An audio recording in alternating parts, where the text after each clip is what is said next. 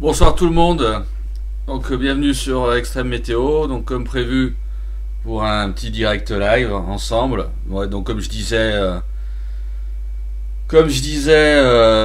précédemment, j'ai pas préparé de programme particulier ce coup-ci, contrairement à la dernière fois. Ça va être un peu open bar, on va dire, enfin open bar dans le domaine météo, hein, je parle. On va pas parler de tout et n'importe quoi non plus. Mais voilà, donc surtout passer un moment ensemble, un peu convivial. Moi, j'ai pas préparé grand-chose. Surtout répondre à vos questions et par rapport à vos questions, développer un peu certains thèmes qui peuvent éventuellement vous tenir à cœur. Après, s'il n'y a pas de questions, on fera rien de spécial, quoi. Hein. Donc voilà. Écoutez, j'espère que tout va bien, que vous m'entendez bien. Je sais pas si la connexion est obligatoirement bonne parce que j'ai eu quelques difficultés à me connecter ce coup-ci là par rapport à la dernière fois. Vous êtes très peu nombreux par rapport à la dernière fois, donc je sais pas si c'est peut-être pas le moment ou j'en sais rien. Donc j'ai pas beaucoup de retours pour l'instant. Je vous salue tous. Donc à vous de me dire un petit peu ce dont vous souhaitez qu'on parle. Je sais pas, prévision, observation directe, des choses plus techniques éventuellement. Je sais pas, il y a plusieurs domaines qu'on peut éventuellement aborder. À vous de me dire. Hein. Le temps actuel est pas. On me dit que tout est bon pour l'instant. Si c'est bon pour l'instant, voilà, je m'inquiétais un peu, j'avais pas de grand retour, donc voilà. Donc les questions, hein. Les questions commencent, donc on va pouvoir commencer. On me demande si ça va. Oui, ça va. Après, ça va comme une personne qui est, comme tout le monde, hein, comme une personne qui est confinée chez soi depuis déjà pas mal de temps. Voilà, on va pas parler du confinement ce soir, on le subit déjà assez. Mais bon, ça va dans la mesure où je suis en bonne santé, donc ma famille est en bonne santé également. Donc on va dire que c'est le principal, quoi. Hein. Donc je vais prendre les questions une par une et puis j'illustrerai avec éventuellement des cartes et d'autres choses. Donc j'ai Lorenzo qui me dit salut, j'ai une question. Est-ce que le mois d'août serait bien orageux comme le disent les dernières tendances? Non, moi c'est tout le contraire. Le mois d'août, je l'avais présenté la semaine dernière. Par rapport à la tendance saisonnière, pour moi le mois d'août s'annonçait justement le mois le plus chaud et le plus sec de l'été, avec un potentiel caniculaire clairement, et puis surtout très peu d'orages au mois d'août. Les orages, si je m'en réfère à la tendance saisonnière que j'ai pu esquisser, sachant qu'une tendance saisonnière, je le rappelle, toujours la fiabilité reste bien sûr limitée. Si on en reste là, c'est plutôt le mois de juin et le mois de juillet qui serait plus orageux que le mois d'août. Hein. Voilà, donc ça c'était la tendance saisonnière. Voilà, donc je vais peut-être pas trop m'attarder sur ce plan-là. Je l'avais présenté assez abondamment. Je crois que c'était durant le dernier live. Non, c'était l'avant-dernier live. Hein. Le dernier live, on avait surtout parlé de prévision convective. J'ai Maxence, l'ami que je salue bien. Salut Maxence. Qui me demande les tendances de cette semaine. Voilà. Ça c'est vraiment immédiat, donc ça va me permettre d'enchaîner un petit peu sur ce qui va se passer dans les prochains jours. Donc comme vous l'avez remarqué, on a une France qui est plus ou moins partagée en deux. Là aujourd'hui on avait quand même énormément de passages nuageux, une grosse tartine nuageuse sur toute la moitié sud, même ça remontait même plus haut que la moitié sud, et on avait la moitié nord, enfin une petite moitié nord qui était sous le soleil, parce qu'aujourd'hui on avait une situation un peu particulière. Je vais essayer de vous la montrer à travers des cartes. On avait une situation particulière qui n'est pas exceptionnelle, elle arrive assez fréquemment au printemps, notamment en Europe. On avait on va dire une inversion, on va dire des centres d'action comme par rapport à ce qu'on a pu avoir cet hiver. C'est-à-dire quoi? Là je prends la carte des pressions de météo ciel. Voilà, on a actuellement un gros anticyclone, enfin des grosses hautes pressions qui sont campées sur le nord de l'Europe, notamment la Scandinavie, hein. Et donc on a un flux d'est qui revient, donc qui est très continental, qui revient sur le nord de la France et qui protège plus ou moins le nord de la France, même si les pressions sont un petit peu dépressionnaires sur le nord de la France, mais enfin globalement au nord de la Loire le temps est quand même tout à fait correct, alors que le sud de l'Europe, on voit ici, est au sein des basses pressions, hein, donc avec notamment une dépression qui a tournicoté là toute la journée autour de la Sardaigne, et on a même une extension un peu dépressionnaire ce soir vers les Baléares, et donc tout ça fait qu'on a un flux d'est. Alors le flux d'est au nord de la Loire est anticyclonique, donc on a du beau temps globalement. Par contre, au sud de la Loire, il est clairement dépressionnaire, avec des retours nuageux très importants, donc une grosse tartine nuageuse un peu partout aujourd'hui. On a eu quand même peu d'éclaircies, et surtout de la pluie importante, notamment du côté du Roussillon et côté de l'est de la Corse, où ça cumule, où on a quand même des fois déjà des cumuls de l'ordre de plus de 100 mm par endroit. J'ai pas regardé les derniers cumuls, je pense qu'on peut approcher éventuellement les 150 mm dans certains secteurs. Donc c'est voilà, donc vraiment une situation complètement inversée. Cet hiver c'était le contraire, hein. Durant l'hiver on avait eu le plus souvent un courant d'ouest océanique et des basses pressions au nord de l'Europe, et des anticyclones et donc des hautes pressions plutôt sur le sud. Là on est sur quelque chose de complètement inversé par rapport à ce qu'on a connu cet hiver, avec un blocage anticyclonique qui, on peut le dire, scandinave, hein, parce que là les pressions les plus hautes sont juste au nord de la Scandinavie. Donc ça, c'est le temps qu'on a actuellement. Et puis le temps, donc du coup, dans les prochains jours, bon, vous allez voir que le temps va évoluer tout doucement, quoi, hein. Je vais vous montrer un petit peu. Voilà, mercredi, par exemple, demain, on voit qu'on a toujours ces hautes pressions et ces hauts géopotentiels qui sont sur le nord de l'Europe, qui stationnent entre la Scandinavie et les îles Britanniques. On reste dans un flux d'est, globalement, en basse couche, et on a toujours cette dépression, cette goutte froide en Méditerranée, hein, qui est juste au nord de l'Algérie, avec aussi certainement une dépression de surface, peut-être encore vers la Sardaigne. Et donc demain on se retrouve avec des conditions, encore une fois comme aujourd'hui, on aura la France plus ou moins partagée en deux. La moitié nord plutôt avec du soleil, avec un petit vent de nord-est, hein, 30-40 km/h, donc temps plutôt agréable, des températures de l'après-midi qui atteindront certainement les 23-24 degrés, notamment dans le nord-est, donc 23 en moyenne je pense demain sur la moitié nord, grosso modo 23-24, et la moitié sud par contre toujours en phase avec un temps qui est beaucoup plus instable, beaucoup plus nuageux, et toujours des pluies demain qui vont persister. On va regarder sur les mailles un peu plus fines, qui vont persister notamment sur le Roussillon, quoi, hein, le Roussillon et l'est de la Corse. Demain on va regarder un petit peu plus près. Voilà, demain on a toujours donc ces pluies, vous voyez, qui restent calées, qui reviennent dans un flux d'est sur le Roussillon, qui s'entrechoquent sur les reliefs. Donc on a aussi un petit peu un effet orographique aussi.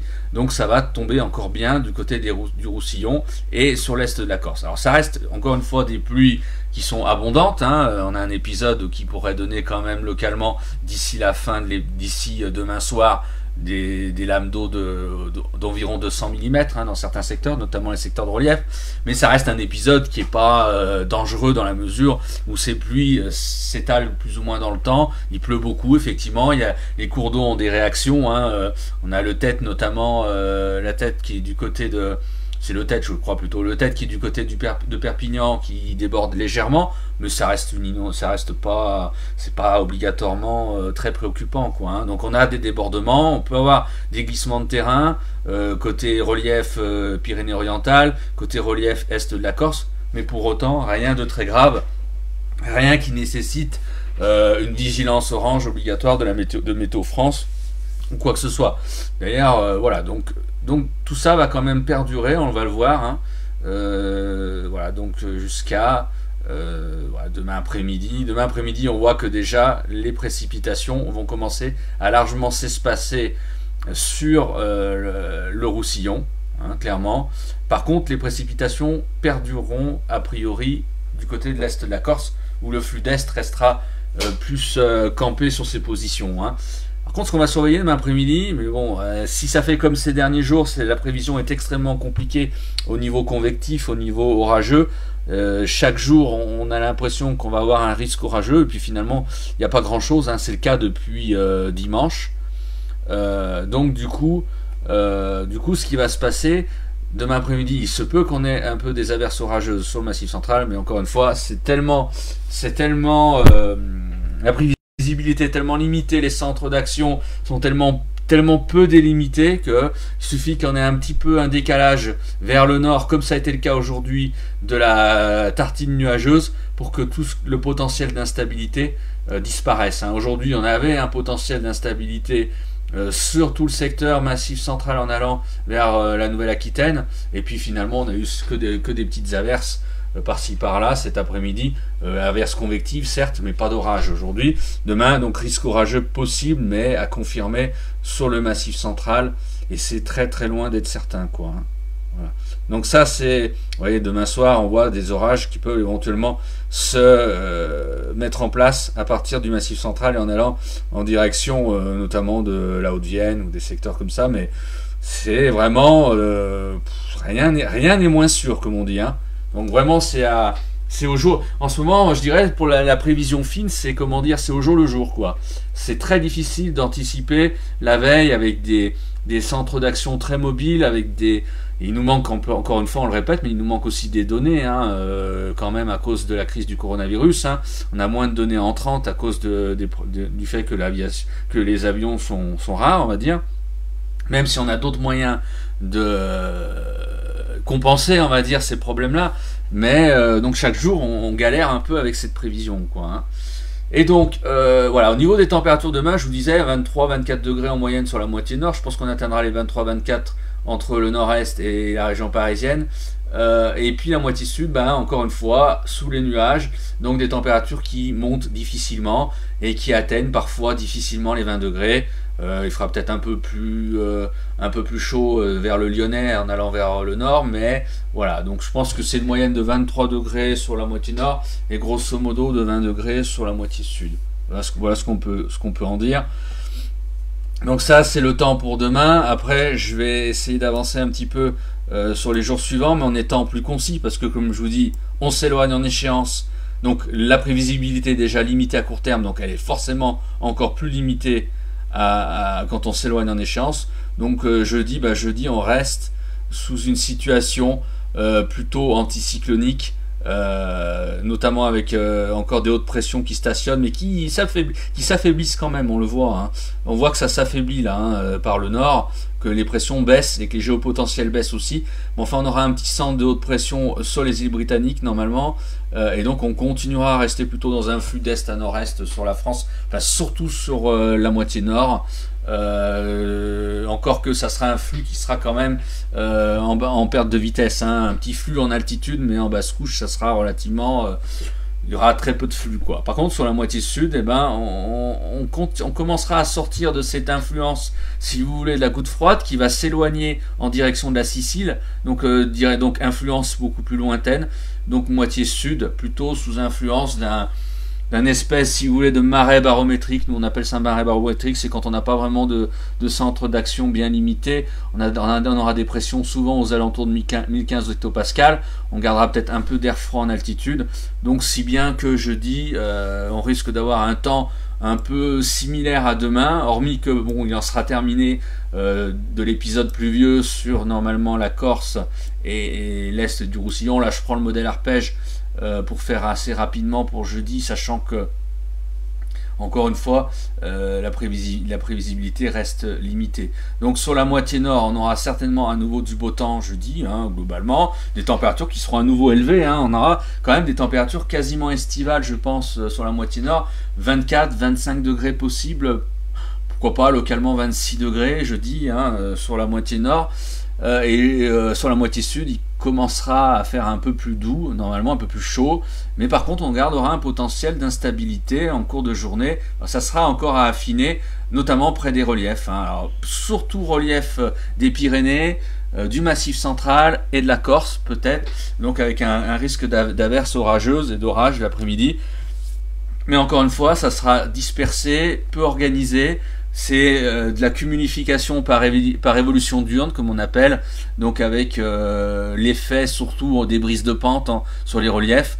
Donc ça sera encore très peu organisé, donc faut pas vous attendre pour les amateurs d'orage à un feu d'artifice jeudi, quoi. Hein. Donc les températures qui seront encore une fois, je pense, plutôt en hausse. On va regarder un petit peu dans le détail.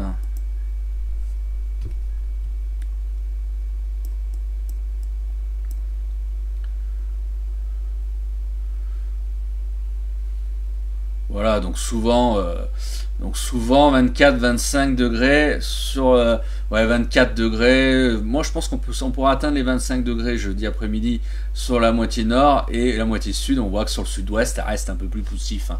18-20 degrés. Vallée du Rhône, ce sera mieux quand même, 24 degrés certainement à Lyon, 23-24 degrés. Enfin, ça remonte sur la moitié sud, mais c'est plus lent parce que plus de passages nuageux, moins de soleil. Voilà, donc c'est un peu plus compliqué pour la moitié sud. Vendredi,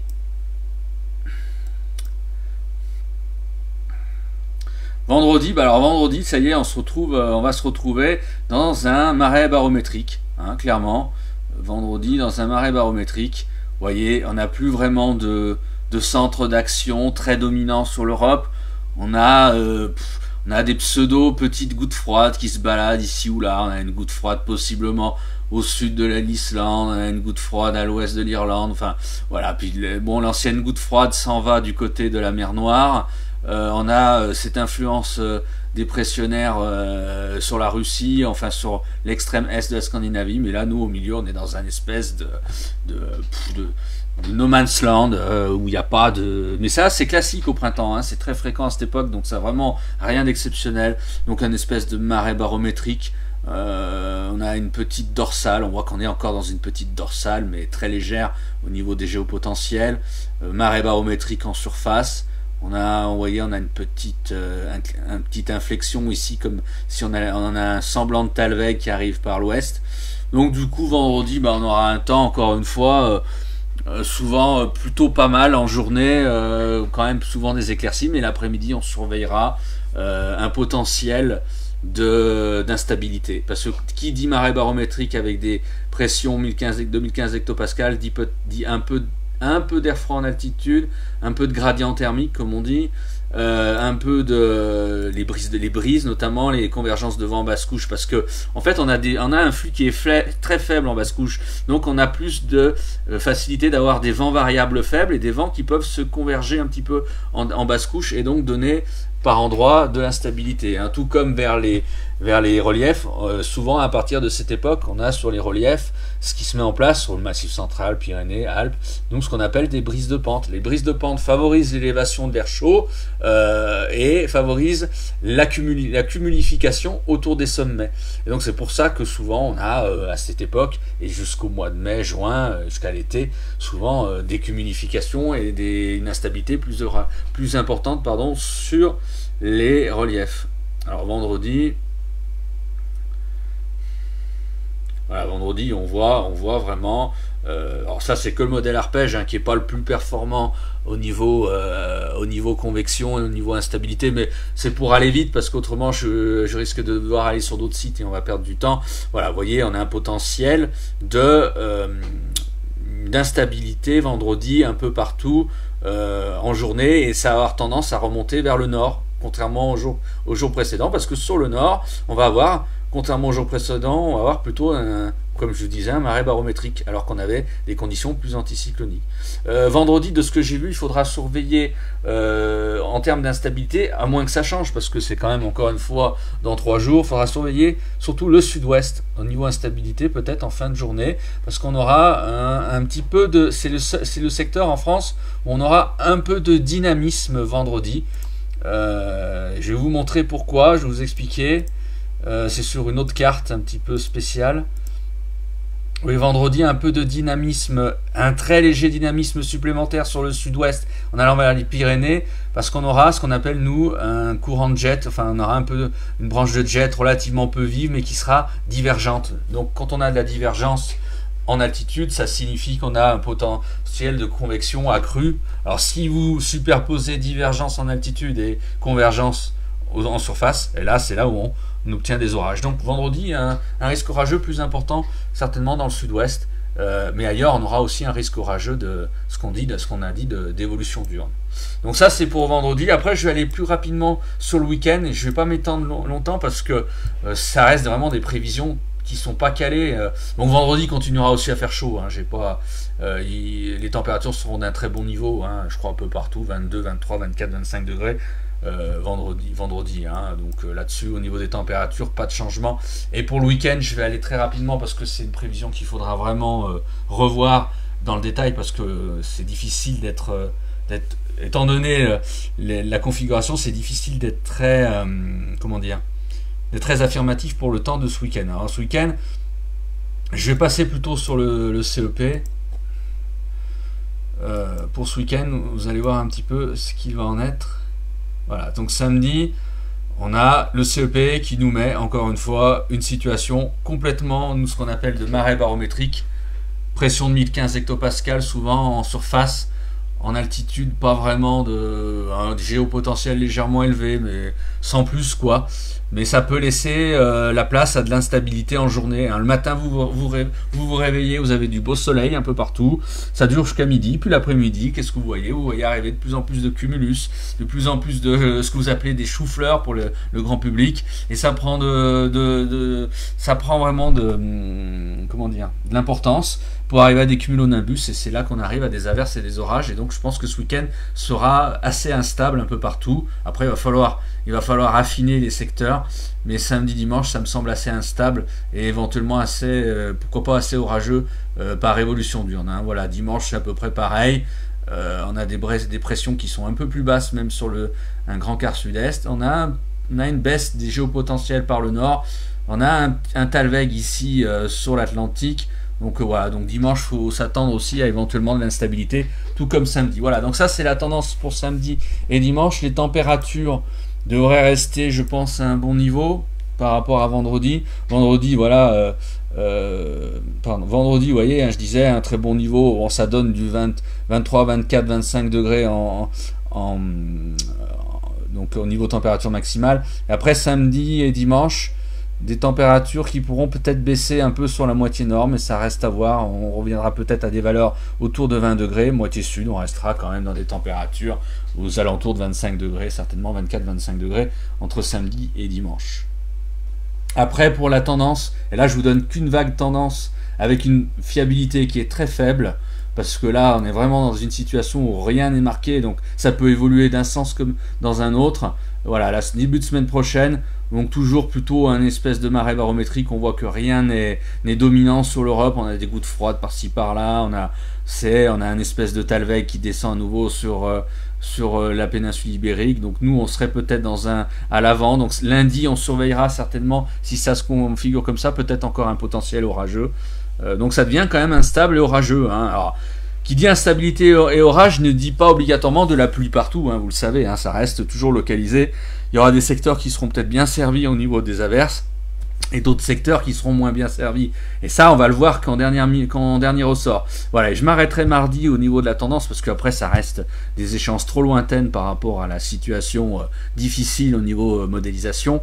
Voilà, mardi, on voit que ça a tendance à s'instabiliser encore plus avec un flux de sud-ouest. Et qu'on a des pressions qui sont pas franchement élevées et ça a l'air d'être assez clair à ce niveau là. Donc moi je pense qu'on va vers une période quand même relativement instable, que la semaine prochaine sera certainement peut-être instable, voilà, sans que ce soit avec des températures à mon avis un peu en baisse quand même à partir de début de semaine prochaine. Ça semble vouloir baisser au nord comme au sud. On pourrait peut-être revenir dans les normales plus ou moins. Donc voilà, il faudra voir par la suite, mais on a l'impression, on a la sensation qu'on va pas vers des conditions très très franchement belles et anticycloniques la semaine prochaine. Voilà ce que je voulais au niveau des tendances, au niveau des prévisions que je pouvais dire. Là maintenant vous êtes quand même très très nombreux, donc je vais parler avec vous, je vais répondre à vos questions et puis je vais échanger avec vous tout simplement. Alors Florent qui me dit, on peut parler de la sécheresse de surface du centre au nord. Ben oui, sécheresse de surface, effectivement. je pense que tout le monde l'a vu, hein. Par contre, je nuancerai là-dessus, hein. Sécheresse de surface, oui. Comme je le disais il n'y a pas longtemps, nappes phréatiques, non. Parce que les nappes phréatiques sont bien remplies grâce à l'hiver qui a été quand même assez pluvieux dans le centre, dans le nord et dans l'ouest. Mais c'est vrai que la sécheresse de surface devient un peu problématique dans la mesure où ça fait quand même depuis quasiment plus d'un mois où dans certains secteurs il a quasiment pas plu. Alors il y a eu quelques orages le week-end dernier, mais pas partout, hein, loin de là. Et voilà, donc, mais bon, par exemple, je reprends les éléments de Météo France sur les derniers mois au niveau des précipitations. Par exemple, janvier a été relativement peu arrosé, hein, on le voit, un peu plus arrosé dans le centre-ouest et en allant vers le Morbihan, bien arrosé du côté notamment du Roussillon. Donc ça c'est janvier, donc janvier médiocre. Février avait été bien arrosé sur toute la moitié nord, globalement, jusqu'aux Alpes. Par contre, moitié sud, beaucoup plus sec, très sec près de la Méditerranée, très sec en Corse aussi. Ça c'est le mois de février. Mois de mars, plus nuancé. Alors le mois de mars avait été la première décade avait été bien arrosée globalement sur la moitié nord notamment, et après ça avait été beaucoup plus sec. Et là on voit que bon c'était voilà, mois de mars plus ou moins dans les assez arrosé quand même dans l'ouest, un peu gentiment arrosé on va dire au nord de la Seine, et ailleurs quand même relativement bien sec, notamment bien sec dans la vallée du Rhône. Voilà où ça a été quand même fort sec, hein, sur mars. Et avril, avril est très sec pour l'instant. Ça, c'est des données jusqu'au 20 avril, donc jusqu'à hier, donc très sec, donc du côté, voilà, toute la façade est, hein, également sur le massif sud du massif central, et puis en allant vers le Languedoc, et un peu moins sec dans le sud-ouest grâce aux orages du week-end dernier, légèrement moins sec aussi vers les régions centrales. D'ailleurs, on voit sur ce couloir-là, en fait, ça correspond au couloir d'orage qu'on a eu le week-end dernier, plus ou moins. Donc voilà, donc sans ces orages, vraiment, on peut le dire, ça serait très sec, quoi, hein. Donc voilà, donc tout ça fait qu'on a effectivement une sécheresse de surface, combinée surtout sur mars-avril, vraiment, où on a une sécheresse de surface qui s'est installée un peu partout. Alors, on n'est pas encore vraiment, encore une fois, moi j'insiste, il ne faut pas non plus sombrer dans l'alarmisme ou le catastrophisme, on n'est pas encore dans des proportions insoutenables, hein, il ne faut pas non plus, voilà. Donc d'ailleurs, on voit l'humidité, ça c'est l'indicateur d'humidité par rapport donc au 19 avril, avant-hier, par rapport à la situation actuelle, et on voit quand même c'est effectivement relativement sec partout. Voilà, il y a guère de secteurs où c'est pas sec. On a juste les Pyrénées-Orientales qui qui bénéficient d'un épisode qui avait été costaud en début d'année, mais voilà, où il va pleuvoir encore pas mal dans les prochains jours. Donc là-dessus, les Pyrénées-Orientales n'ont pas trop de soucis à se faire, mais partout ailleurs, on voit que c'est quand même très sec, quoi. Voilà. Voilà, donc ça, voilà au niveau sécheresse, ce qu'on peut dire, hein, mais bon, c'est sûr que maintenant, il faudra surveiller les prochains mois ce que ça va donner, quoi. Alors, y a-t-il possibilité de forts orages pour les jours à venir? Bon, j'en ai parlé, donc forts orages, je pense pas qu'on aura réellement de forts orages dans les prochains jours. C'est plutôt de l'instabilité, des averses orageuses, des orages plutôt, je pense la plupart du temps, qui seront d'intensité faible à modérée. Localement on peut avoir un orage fort, mais je vois pas en orage de marée barométrique, je vois pas de potentiel d'orage fort. La seule chose qu'il faudra surveiller sur ces orages possiblement de marée barométrique, c'est les cumuls de pluie. C'est comme un orage, je vous explique, en marée barométrique, on est dans des situations, je vais vous montrer sur une carte, on va le voir plus rapidement. Je vais essayer de vous montrer pour que vous compreniez sur une carte. Sur une carte où on a les pressions, notamment les pressions atmosphériques. Je vais passer.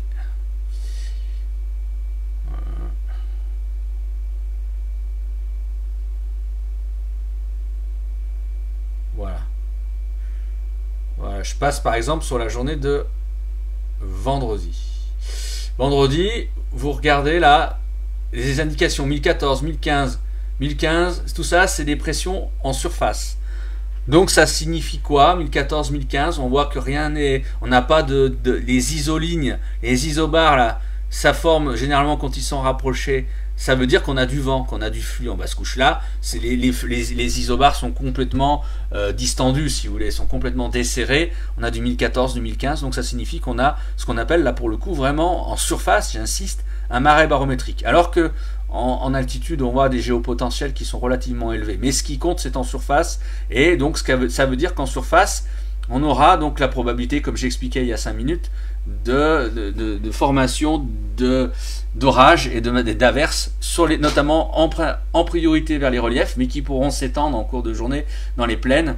Et voilà. Mais par contre, ce qui va être à surveiller sous ces orages, ça ne sera pas vraiment la virulence. On n'aura pas de la grosse grêle obligatoirement. On n'aura pas de grandes rafales de vent. Ce qui va falloir surveiller, c'est les cumuls de pluie sous ces orages, parce que ces orages, avec le fait qu'il y aura peu de flux, c'est-à-dire un flux quasiment inexistant, et ben les orages seront souvent stationnaires. Donc, qui dit un orage stationnaire dit beaucoup de pluie en peu de temps dans un même endroit, si il pleut beaucoup bien sûr, et donc des possibilités d'inondation localisées. Donc c'est surtout ça qu'il va falloir surveiller au niveau de ces orages.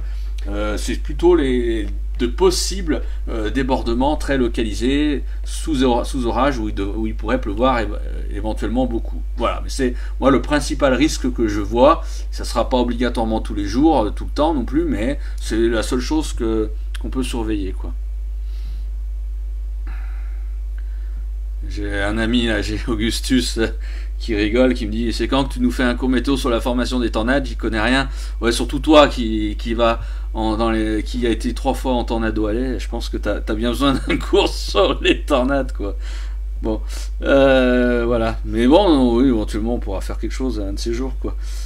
Mais encore que voilà, bon, je suis pas obligatoirement un très grand spécialiste des tornades, hein. Moi d'ailleurs, je suis pas comment dire, j'ai pas eu l'occasion malheureusement d'approcher de près une tornade. Je suis pas chasseur, alors je sais quand même les mécanismes de formation d'une tornade, je connais un petit peu le minimum, mais je suis pas un grand scientifique pour expliquer, décomposer les mécanismes. Je suis plus un prévisionniste sur les grandes masses ou sur certaines choses un peu plus particulières. On peut pas être bon partout, mais bon, si, après on pourra éventuellement faire quelque chose. Quelque chose que j'aurais peut-être préalablement un peu préparé, parce que c'est intéressant de voir les mécanismes, mais en ayant préparé quelque chose au niveau schématique, je parle, pas pas obligatoirement au niveau argumentation, plutôt au niveau schématique. Alors juste une question, on me dit si tu souhaites y répondre, la tendance orageuse sera la même durant ces prochains mois ou plus violent.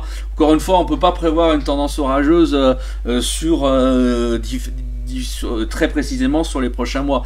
La simple chose que j'ai pu dire, c'est dans le cadre de la tendance saisonnière, dire que on pourrait possiblement, et encore c'est avec une fiabilité limitée, avoir des mois de juin et juillet plutôt orageux par séquence, et un mois d'août très peu orageux, très sec. C'est la seule chose qu'on peut dire. Après, on peut pas donner plus de détails, ça n'a aucun sens, c'est pas possible, quoi. Quelle tendance pour la fin avril et mois de mai dans le nord? La tendance, déjà, je vais pas aller, donc je vous ai donné la tendance pour au-delà des prochains jours, hein. Après, c'est difficile. Il y a encore une fois sur fin avril, début mai, la prévisibilité est vraiment très très limitée. C'est très difficile.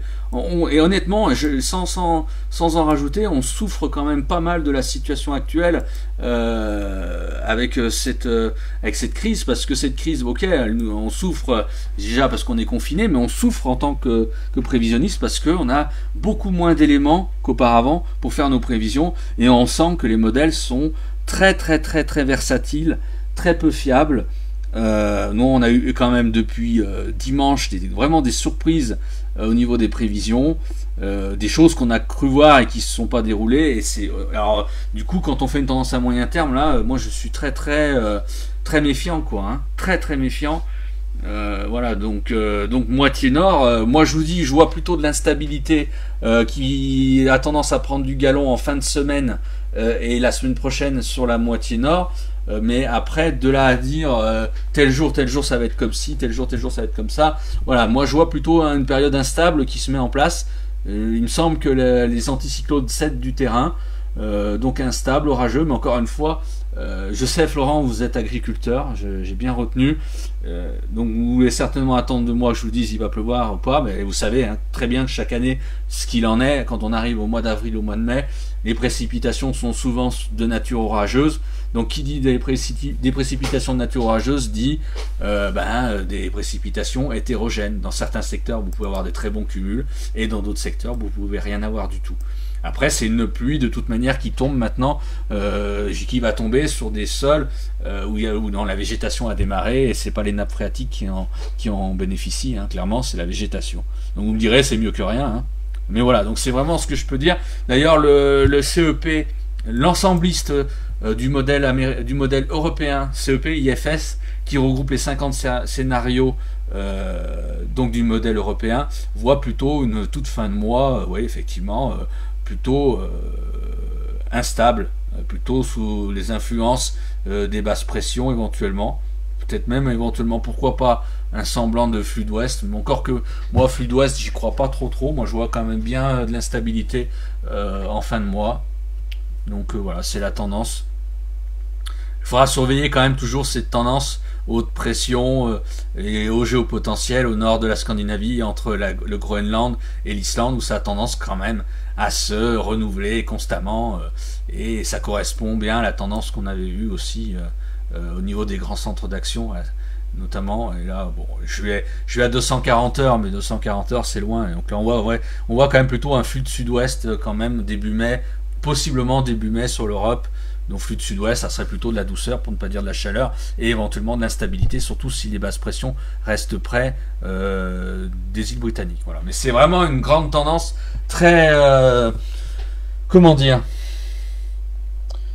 voilà, peu fiable quand même pour l'instant. Il faut pas se cacher là-dessus, il faut quand même dire la vérité et dire que c'est relativement peu fiable.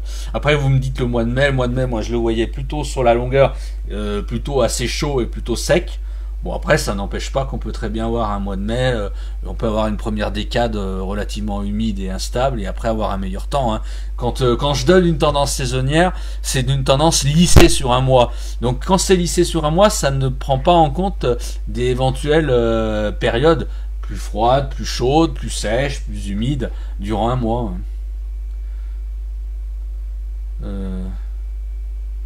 À quelle période se forment le plus souvent les mirages froids sur l'Atlantique? Là, j'avoue ne pas comprendre la question. Les mirages froids, qu'est-ce que vous voulez parler? Alors là, mirage froid, pour moi, je comprends pas du tout ce que c'est.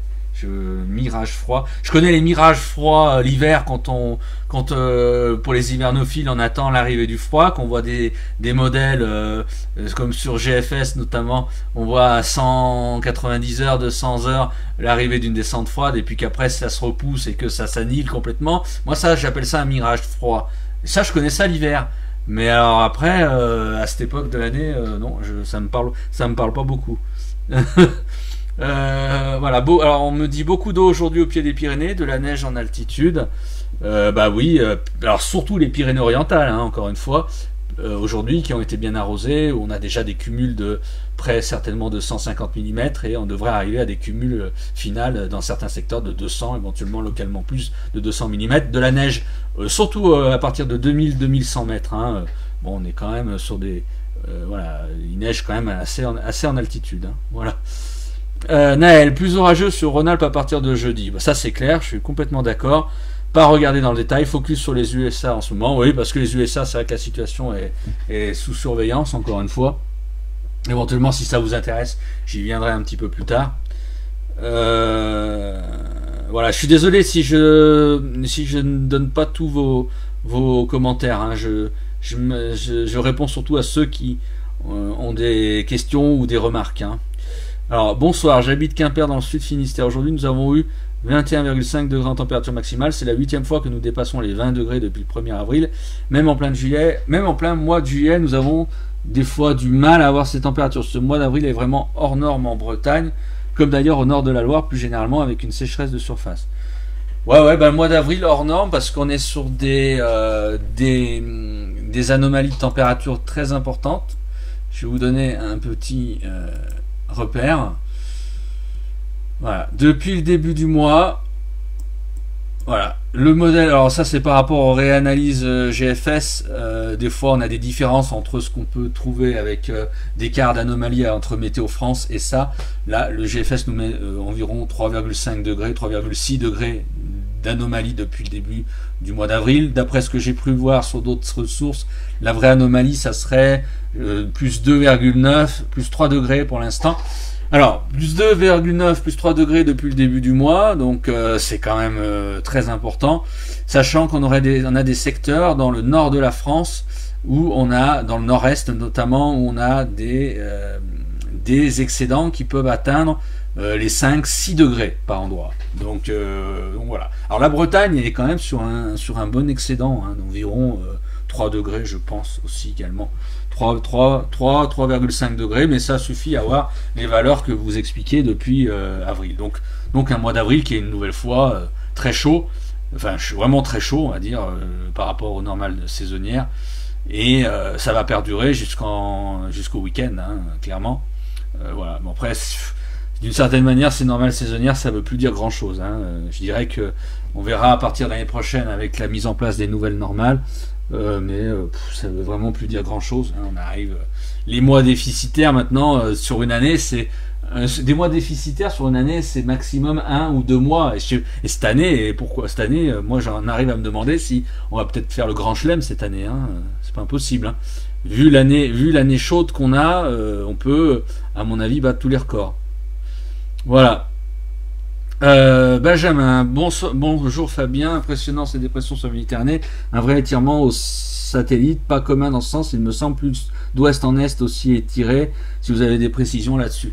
Non, c'est rien d'exceptionnel, honnêtement. Alors, ce qui était impressionnant, c'est vrai que l'image satellite, je vais vous la sortir, elle était impressionnante parce que on a un grand ruban nuageux autour de cette dépression.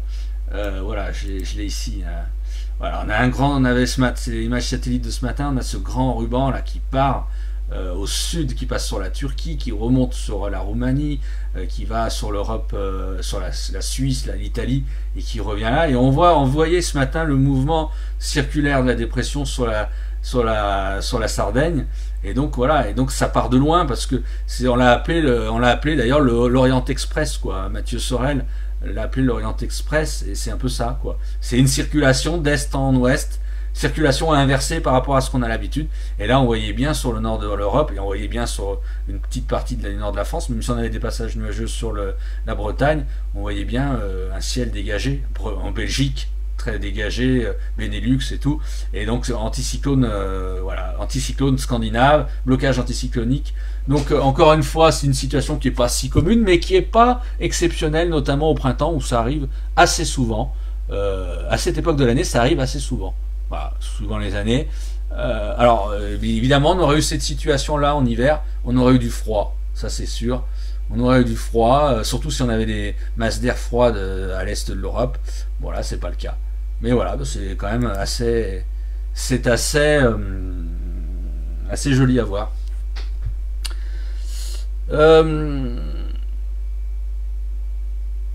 Alors, Yves qui me dit, tu as parlé de bides orageux récemment. Des bides orageux, il y en a eu plusieurs, hein. Il y a eu dimanche qui était un gros bide orageux. Il y a eu aujourd'hui qui était un petit bide orageux aussi. Hier, j'ai pas trop suivi. Hier, il y a eu hier c'était aussi un petit peu. Ouais, c'était pas terrible. Enfin, encore que moi, depuis dimanche, j'ai pas fait réellement de prévision convective, parce que bon, alors, je veux pas m'attirer tous les mérites, mais je sentais que au niveau orageux, ça allait pas être si terrible que ça. Et j'ai vu qu'Eronos qui a sorti des risques orageux quand même, qui a, à mon avis, surestimé les risques orageux depuis dimanche. Voilà. Alors je finis avec ton laïus. Tu as parlé de bides orageux récemment, évoquant le manque de données pour faire de bonnes modélisations. Mais ce sont plus des données venant des avions qui manquent essentiellement. Cela perturbe-t-il vraiment la modélisation à courte échéance et au-dessus du territoire national, où les observations par les stations et ballons sondes pourraient compenser? Je verrais plus un problème à longue échéance. Alors, moi je suis pas dans le secret des dieux, effectivement je me questionne de la même manière que toi. Moi je verrais aussi plus de problèmes à moyen, quand même à court terme un petit peu, court, moyen, long terme. sur les synoptiques générales, surtout qu'il nous manque des données d'avions, notamment sur l'Atlantique. Alors sur les grandes lignes, pour moi, clairement, il y a un effet, de la crise, quoi. Ça c'est sûr. Après, sur du purement national, comme tu dis, ou notamment pour tout ce qui est risque orageux, où on s'appuie sur tout ce qui est radiosondage pour, je dirais, quantifier l'instabilité, voir les cisaillements, voir beaucoup de choses. Effectivement, tout ça fonctionne avec des ballons sondes. Météo France a notablement renforcé son potentiel de ballons sondes depuis le début de la crise. Ils en ont fait part. Je ne sais plus combien ils en envoient chaque jour, mais enfin ils ont fait une augmentation là-dessus avec des données derrière qui suivent.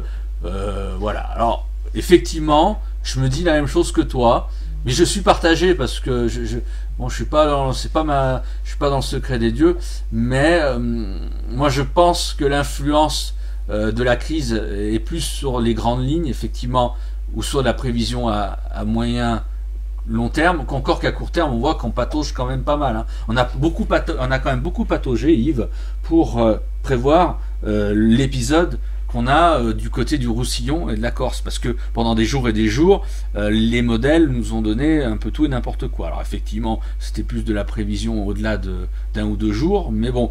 Après, sur le jour même, sur de la prévision convective, effectivement, on peut se poser la question.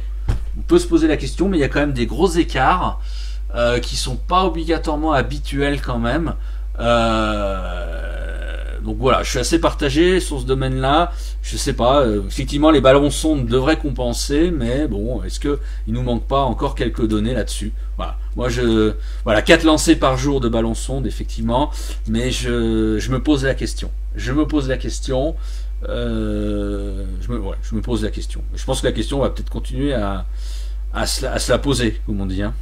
On verra dans les prochains jours, justement, on verra ce que ça donnera. Mais bon, après, la prévision convective sur de l'orage de marée barométrique, c'est pas quelque chose non plus de très facile. Donc, est-ce que c'est pas sûr que la crise soit révélatrice d'une quelconque déficience là-dessus? On verra. Jean-Baptiste, salut Fabien. En Franche-Comté, la cata niveau haut, on a cruellement besoin là. Grande question, c'est quand? Bah, c'est quand, j'y ai répondu déjà plusieurs fois.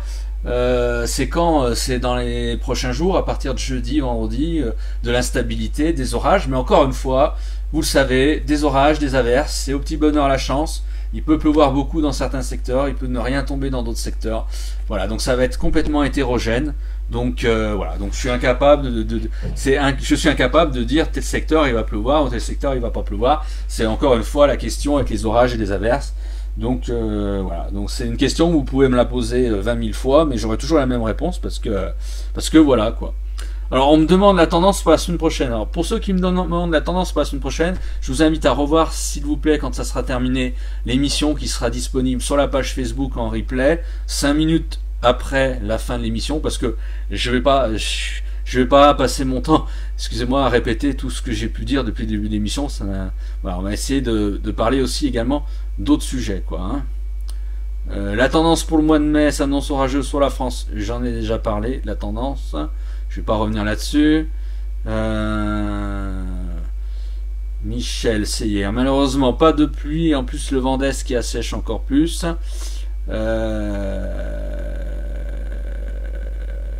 Bon, pareil, Maxence, j'espère que tu vas bien. J'arrive, tu es là, tu es à la prévision de vendredi. Jeudi, ça donne quoi?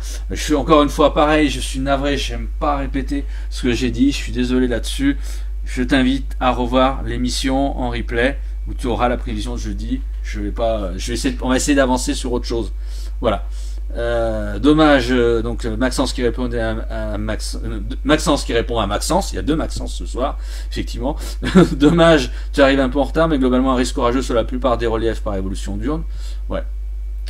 Kevin qui dit c'est bizarre, je ne vois pas de jet dans le sud-ouest vendredi.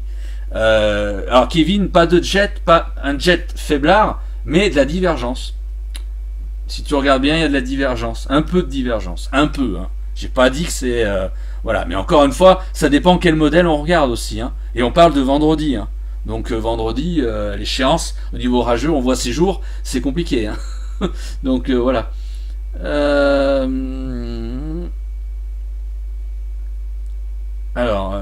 Bon, ça parle des orages entre les amis Maxence et Jérémy, Jérémy que je salue aussi. Voilà, du marais au temps de potentiel instable gâché vivement l'été. Mais le marais barométrique, ça n'a rien d'exceptionnel. Hein. On en a souvent au printemps, encore une fois, entre avril et juin. Donc tous les ans, on a souvent une petite période de marais barométrique, plus ou moins longue. Et donc ça n'a rien de particulier. D'ailleurs, pour souvenir, on avait eu un marais barométrique particulièrement long et particulièrement orageux. C'était en mai 2018. Vous vous souvenez, en mai 2018, où on avait eu des records de nombre d'impacts de foudre au sein d'une année 2018 qui finalement avait été bien orageuse, surtout au printemps. Et donc voilà, 2018, mai 2018 est une des références quand même en tant que marais barométrique. Oui, il y avait des orages chaque jour, un peu partout, du nord au sud, et c'était des orages souvent de marais barométrique ou avec peu de dynamisme. Hein. Voilà, donc ça c'est la dernière référence au niveau date. Au niveau orage de marée barométrique, c'était vraiment mai 2018. Florent, oui, les nappes se sont remplies, mais je remarque que les rivières ne débordent pas comme les années précédentes, très peu de débordements. Ah oui, mais bon, là, ça fait aussi un petit peu un moment, Florent, qu'il n'a pas beaucoup plu, donc je sais pas par rapport à quelle période vous faites cette remarque. Ça avait quand même débordé un petit peu durant l'hiver, hein, dans certains secteurs. Alors peut-être pas complètement chez vous, mais voilà, bon, en ce moment que ça déborde pas, c'est un peu normal. Maxence qui me dit, question plus globale, est-ce que tu confirmes qu'avec les années, l'ondulation du jet stream est plus forte, profonde qu'avant? J'ai entendu ça il y a peu. Alors oui, on a des ondulations, des méandres, comme on appelle, du courant de jet, de plus en plus, qui paraissent plus marqués par période, où on a des effets de blocage.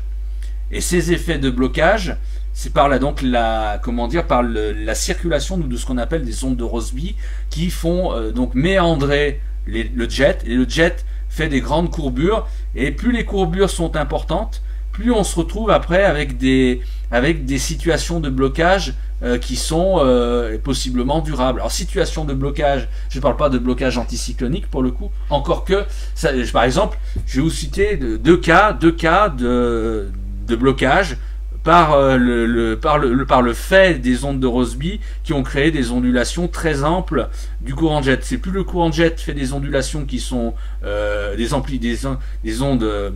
amplifications importantes, on va dire, et plus on est susceptible d'avoir ce qu'on appelle des effets de blocage. Les deux derniers effets de blocage importants qui ont eu lieu, c'est fin juin 2019, la canicule, première canicule l'année dernière, fin juin 2019. Je vous rappelle, où il avait fait très chaud, on avait eu déjà des records. Et le deuxième effet de blocage par l'ondulation du courant de jet exacerbé avec des méandres, avec effet de blocage et avec des ondes de Rossby, c'est fin juillet, vers le 25 juillet, je crois, 25 juillet 2019, où on avait eu le fameux record de température absolue qui a été battu dans le Gard. Donc voilà, ça c'est deux cas vraiment où on a cette ondulation du jet stream qui est de plus en plus profonde avec une amplification de plus importante, où on se retrouve avec un effet de blocage à l'échelle hémisphérique. Alors si on se retrouve du mauvais côté, notamment en été, ça veut dire pour nous de la canicule, ou ça peut être éventuellement plutôt du froid dans certaines périodes, mais enfin le froid, le courant de jet a tendance à favoriser plutôt sur l'ouest de l'Europe le chaud, quand on a de l'ondulation des courants de jet, pardon, et quand on a une ondulation du courant de jet importante, plutôt le froid l'hiver, notamment côté Canada et États-Unis. Et Canada et États-Unis, du fait aussi qu'ils sont en ligne directe avec l'Arctique, sans que l'air froid passe au-dessus des mers ou des océans pour se réchauffer. Alors ça, c'est un sujet très intéressant qu'on pourrait réaborder, que je pourrais éventuellement illustrer à travers des schémas. Là, j'ai rien préparé, donc je ne vais pas aller chercher maintenant, parce que j'en ai pour 3 heures pour retrouver les schémas. Mais voilà, il y a effectivement une tendance là-dessus qu'on peut soupçonner, je dis soupçonner, qu'on peut soupçonner d'être lié au réchauffement climatique. Mais ça peut faire l'office d'une émission même complète, parce que il y a tellement de choses à dire sur ce sujet. Je l'ai fait très vite et très raccourci, mais clairement voilà. Donc ça, clairement, ce phénomène-là, ces phénomènes d'ondes de Rossby exacerbées, notamment l'été, avec ces effets de blocage, avec cette ondulation du jet de plus en plus importante, fait qu'on est avec des potentiels caniculaires de plus en plus importants l'été. Hein. Voilà, donc ça c'est une réalité. Hein. Alors je vais passer sur d'autres sujets. Donc Kevin qui me dit ni dépressionnaire ni ni anticyclonique, c'est mou quoi. Bah oui, c'est ce qu'on disait effectivement, hein, c'est marée barométrique. Jérémy, peux-tu nous faire une démo de comment tu lis un radiosondage, que j'ai encore un peu de mal avec ces bestioles. Jérémy, honnêtement, je ne le ferai pas, dans la mesure où c'est quand même très compliqué. Je pense que c'est ce qui est le plus compliqué pour le grand public. Si je commence à rentrer là-dedans, je pense que pas grand monde va comprendre. Ou alors je ferai un jour une émission spéciale là-dessus, ou peut-être que je ferai une vidéo, tout simplement, une vidéo à l'avance spéciale, mais qui sera enregistrée. Parce que là, faire ça en direct, c'est quand même compliqué. Franchement, c'est des notions très compliquées pour le public. Hein. C'est plus facile de montrer des cartes en expliquant que de montrer des courbes. Les courbes, et encore moi je suis pas non plus à 100% au niveau des courbes. Hein. Là-dessus, moi c'est pas les radiosondages, je sais lire un petit peu le minimum on va dire, mais je suis pas non plus un grand spécialiste. Là-dessus, voilà, je suis pas un très grand spécialiste. Je pense que même Kevin qui est avec moi ici est meilleur que moi au niveau des radiosondages. Et Kevin lui a fait des démonstrations. Kevin Gondran, qui est parmi nous, a fait des démonstrations de lecture du radiosondage sur son profil Facebook. Alors, je ne sais pas si vous l'avez comme ami ou pas. Voilà, donc Kevin est pas mal là-dessus, a bien progressé aussi, quoi.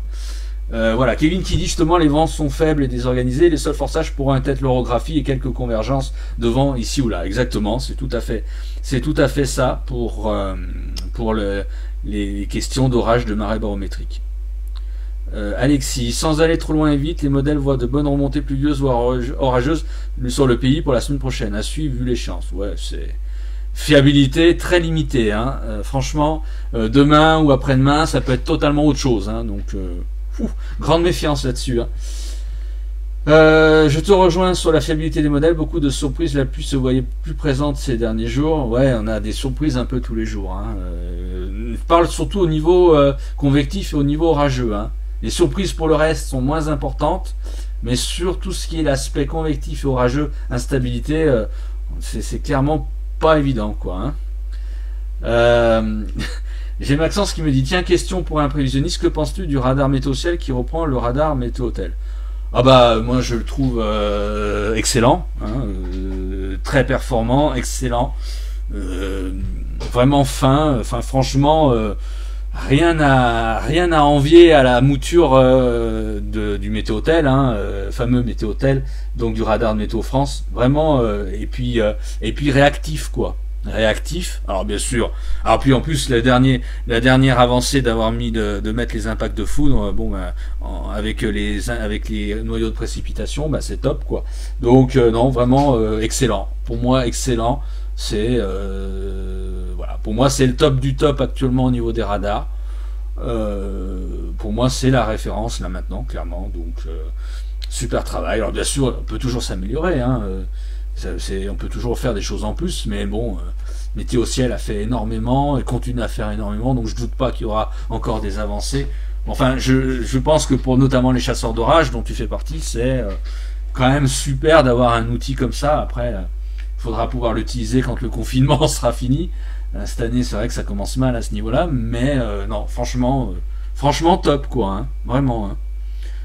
Laurent qui est là pour sortir sa bulle, qui dit que les températures vers Strasbourg pourront... Alors il me demande, c'est une question, les températures vers Strasbourg pourront-elles permettre à Delphine Vespizer de montrer ses seins?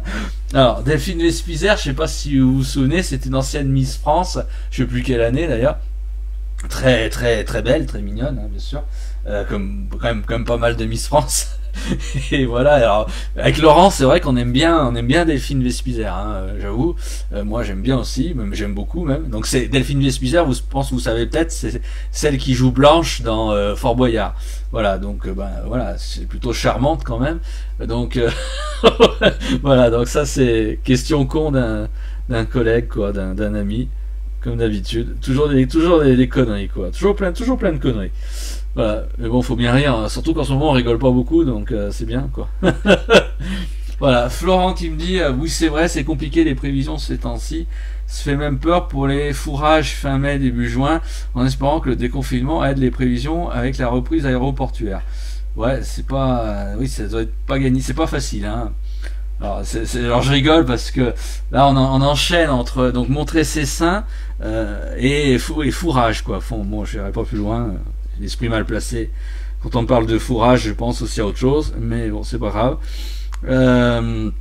Maxence qui me dit photo buzz cet enroulement, c'est beau en tout cas.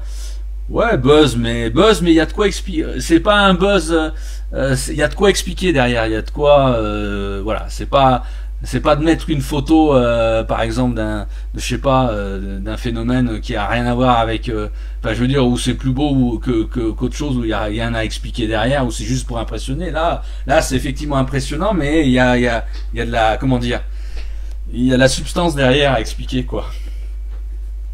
Alors Loïc qui me dit bonsoir, une carte diffusée par Météopédagogie hier soir indiquait qu'une grande partie de la moitié nord de la France était en risque faible, moyen et parfois élevé de feux de forêt. Est-ce que quelque chose de déjà vu par le passé à cette date? Merci.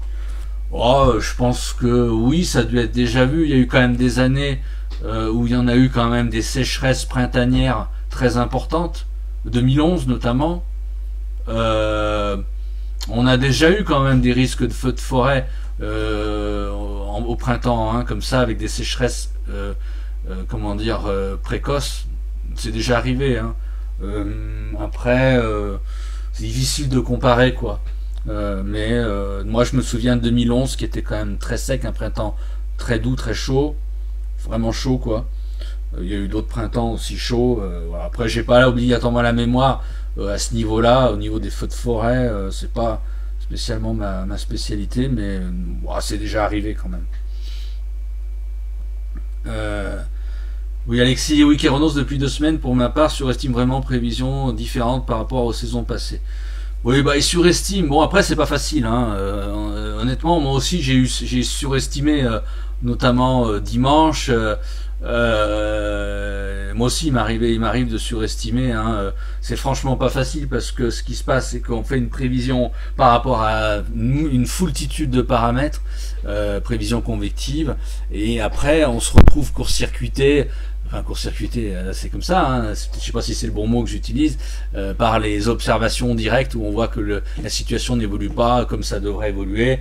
Par exemple, ce matin, clairement, on a vu que la tartine nuageuse était très étendue, bon, peut-être même plus au nord que ce qui était prévu. Donc ça a complètement annihilé le risque orageux qui était prévu, notamment vers le Massif central aujourd'hui. Alors il y a eu quelques averses, effectivement, mais bon, voilà. Donc, et ça, ce décalage, on l'a vu ce matin. Et je dirais que Kéronos avait déjà fait la prévision, quoi. Alors bon, c'est pas facile parce que cette tartine nuageuse aurait très bien pu s'effilocher. Alors ça s'est un peu effiloché, il y a eu quelques trouées, notamment vers l'Aveyron, début d'après-midi, vers le secteur Aveyron-Cantal, qui ont permis d'initier, si vous voulez, si tu veux, des averses convectives.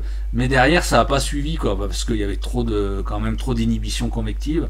Donc c'est pas si évident, hein. Franchement, c'est pas pour jeter la pierre du tout à Kéronos, mais c'est loin d'être... là on est dans des situations qui sont loin d'être faciles, quoi. Maxence qui dit... Bon, après, il n'y a que 5 stations en France qui lancent des ballons sondes. Ouais, c'est tout à fait ça, effectivement. C'est peut-être pas assez, mais bon, 4 lancés au lieu de 2, c'est déjà bien. Bah oui, c'est mieux que rien, surtout que là, on a vraiment besoin d'avoir des données, notamment pour tout ce qui est convectif et orageux. J'espère que ça continuera dans les prochaines semaines, parce que comme le déconfinement va se faire d'une manière très très graduelle à l'échelle planétaire, D'ailleurs, moi, honnêtement, je m'attends pas à un retour à la normale cette année au niveau des données d'aviation, hein. Franchement, cette année, ça me semble très compliqué parce que il y a des frontières qui vont rester fermées. Tout ce qui est de toute manière trafic aérien va rester très très affecté, très perturbé à mon avis toute l'année. Donc, à mon avis, il va falloir continuer à compenser avec ça pendant un bon moment, hein. Comment pouvons-nous voir la divergence que vous avez dit sur les modèles? Bah, la divergence, je l'avais expliqué l'autre jour, il suffit de regarder sur... voilà, je vais pas avoir beaucoup de cartes à vous montrer parce qu'il n'y a pas vraiment de divergence. On va regarder demain s'il y a un peu de divergence, par exemple, pour le massif central. Je n'ai pas regardé. C'est quand vous avez... Alors, pour voir la divergence sur les modèles, il faut aller sur la partie Jetstream 300 hectopascal. Donc, c'est là où sont modélisées les branches de jet. Donc, voilà. Donc, demain après-midi... Demain après-midi, vous voyez, on a une branche de jet ici, qui est orientée nord-sud, vous voyez, là, un peu plus active en arrivant vers le massif central justement. Mais bon, on a une grande cassure, hein, vous voyez, le jet est complètement déformé, on a différentes cassures ici, donc c'est pas franchement révélateur. Alors si on voit ici qu'on a de la divergence, c'est-à-dire on a de la divergence quand on a les isobars qui ont tendance, si vous voulez, un petit peu à s'écarter. Quand ça s'écarte, c'est qu'on a de la divergence. Ou quand on a aussi on voit ici ça s'écarte également ici demain dans l'après-midi, notamment sur la Haute-Vienne par exemple. On voit ici ça s'écarte. C'est ce qu'on appelle aussi de la diffluence ou de la divergence. Donc dès qu'on a les isobars qui s'écartent sur une branche de jet, que ce soit en entrée droite, en sortie gauche, ou entrée droite, sortie gauche, comme on appelle, eh ben ça veut dire qu'on a une potentialité d'avoir de la convection un peu plus importante, et d'avoir du coup la possibilité d'avoir des développements orageux, quoi. On voit ici, ça s'écarte un petit peu ici aussi. Enfin, c'est pas vraiment demain, faudra pas vraiment compter là-dessus quand même, hein. Demain sera plus des forçages éventuellement, ce qu'on appelle en basse couche, qui pourront donner des orages. Voilà comment on voit un peu sur les modèles, quoi, hein. Alexis qui dit mai 2018, marée barométrique, effectivement beaucoup de petits orages, n'arrivant pas à la cheville de ceux de juin 2014. Oui, mais ça n'avait rien à voir, c'était des orages de marée barométrique, mais qui avaient été parfois violents quand même, avec beaucoup de pluie et des inondations en mai 2018, hein. Donc beaucoup d'eau, des débordements, ça peut être tout aussi dangereux, quoi, hein. Après, effectivement, ça n'a rien à voir avec des orages supercellulaires qui avaient donné des grêlons de, je crois, jusqu'à 12-13 cm de diamètre, non, 10 ou 12, je sais plus, en région parisienne, hein. C'est sûr que ça n'a rien à voir, hein. Ouais, faut prendre Jérémy qui dit faut prendre le champ vent à 300 hectopascal de mémoire. Tout à fait, exactement ça. Donc c'est ce que j'ai montré. Plus exactement sur à Rome par exemple, Jetstream 300 hectopascal.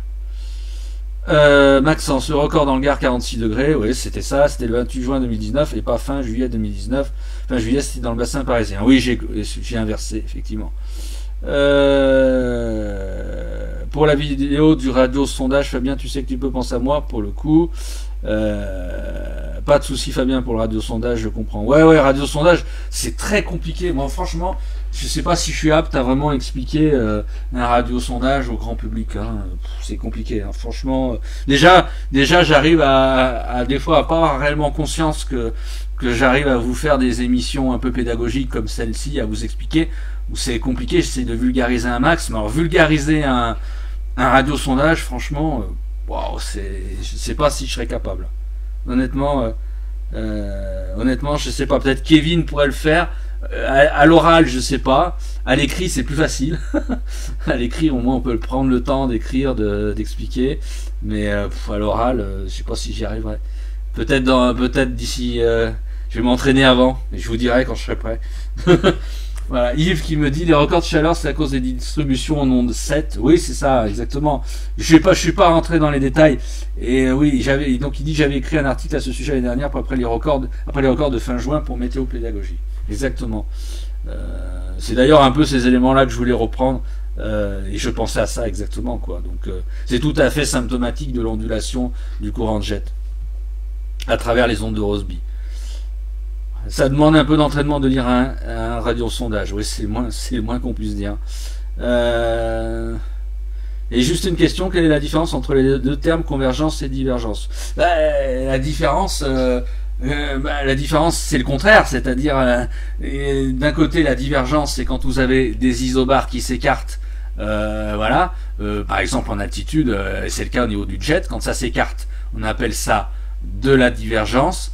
Et par contre, quand on est en surface, et qu'on a la rencontre de deux vents, par exemple vent de sud-est, le vent d'OTAN par exemple dans le sud-ouest qui rencontre un vent d'ouest, et là on a ce qu'on appelle ça, ces deux vents se rencontrent, on a ce qu'on appelle une convergence. Et donc pour avoir de la convection, en fait, il faut l'association des deux effets contraires, si vous voulez, entre la convergence en surface et la divergence en altitude.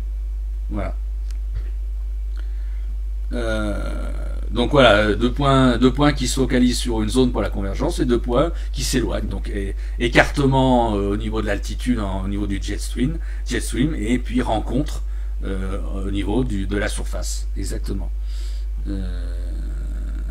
Voilà. Sur Météo Express et Météo Paris, ils ont fait un article sur l'impact de la crise du coronavirus sur la moins bonne fiabilité des prévisions météo liées au manque de données.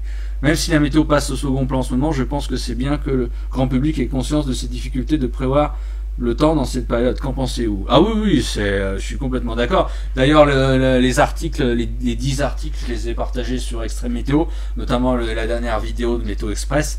Non, c'est primordial que le public comprenne, parce que il y en a qui continuent, ne serait-ce que pour ceux qui continuent à suivre les prévisions météo, et ils sont quand même nombreux, donc pour qu'ils comprennent pourquoi en ce moment on a tant de difficultés et que les prévisions peuvent être médiocres, parce qu'elles sont médiocres par moment depuis quelque temps, comprennent pourquoi on a une telle médiocrité par moment.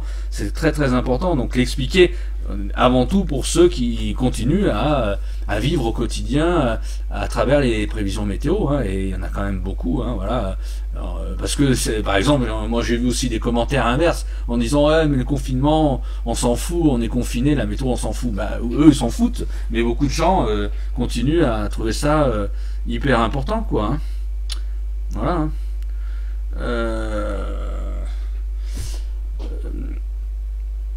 Donc Alexis qui me dit ah, d'accord, et pour la formation d'orage il faut regarder le risque de divergence ou convergence du coup. Bah, il faut regarder les deux. Il faut regarder la divergence, s'il y a de la divergence au niveau du jet stream à 300 hectopascales sur les modèles, et s'il y a de la convergence au niveau des vents en surface. Mais encore une fois, tout ça, ça s'apprend, c'est de longue haleine, hein. Il va vous falloir des années pour l'apprendre, hein. C'est pas en un an qu'on peut l'apprendre réellement. Après, il faut l'habitude de regarder quotidiennement et tout, quoi, hein. C'est pas facile. Moi je peux faire de la pédagogie, vous l'expliquer, mais après je peux pas voilà, et c'est à vous de l'appliquer et de regarder, d'être curieux.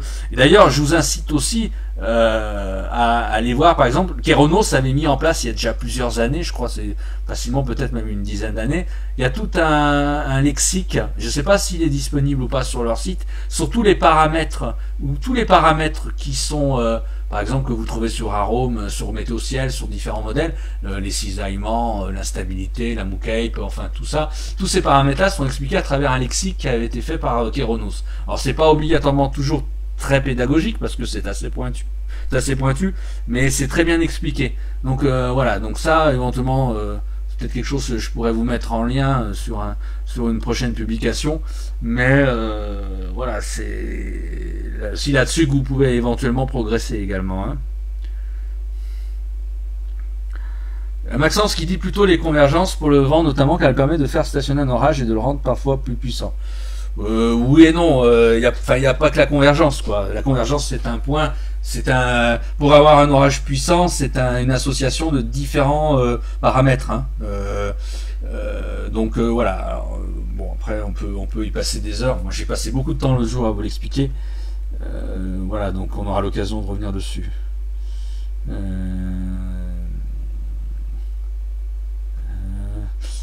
Alors, mai 2018, des chasses incroyables pour notre binôme. On était dehors quasi tous les jours. Les journalistes étaient sur le sujet sans relâche. Oui, bah oui. Mai 2018, tous les jours, effectivement, des orages. Souvent pas toujours obligatoirement très esthétiques dans certains secteurs. Beaucoup de pluie, beaucoup d'eau, pas obligatoirement beaucoup d'orages supercellulaires, pas obligatoirement esthétiques, mais bon, effectivement, de quoi faire des chasses quand même. Et voilà, Jérémy, c'est ça, exactement, c'est ça. Il dit, oui, j'ai le dossier PDF de Kéronos pour les orages dont tu parles. Voilà, ça c'est le dossier PDF à avoir pour expliquer, pour comprendre comment ça fonctionne au niveau des paramètres. Voilà. Alors, autre question, ça fait combien de temps que tu trempes dans la prévision? Ça dépend quelle prévision. Moi honnêtement j'avais commencé au début donc au balbutiement d'internet, au début où on avait quelques sites météo bien connus comme OrageNet. OrageNet était précurseur d'Infoclimat. Donc moi j'avais commencé à cette époque-là. Et donc moi j'ai commencé à suivre réellement les modèles depuis un peu plus de 10 ans. J'ai commencé surtout par la tendance à moyen terme. C'était mon dada, enfin c'était là où je pense où j'avais le plus de qualité. Et puis d'année en année, je me suis, on va dire, comment dire, diversifié. Et la prévision convective, j'y suis arrivé en 2000. J'ai commencé en 2013-2014. J'ai pris la suite en termes de prévision de mon prédécesseur là sur Westorage. Westorage qui n'existe plus pour l'instant, enfin qui ne tourne plus pour l'instant, et donc j'avais fait plus d'un an de prévision quotidienne pour Westorage, mais on faisait quand même Westorage, même si c'était axé sur le centre-ouest, on faisait des prévisions convectives nationales, et donc j'ai fait ça pendant un an, et puis après j'ai commencé avec continuer avec Extrême Météo que j'ai créé il y a déjà plusieurs années.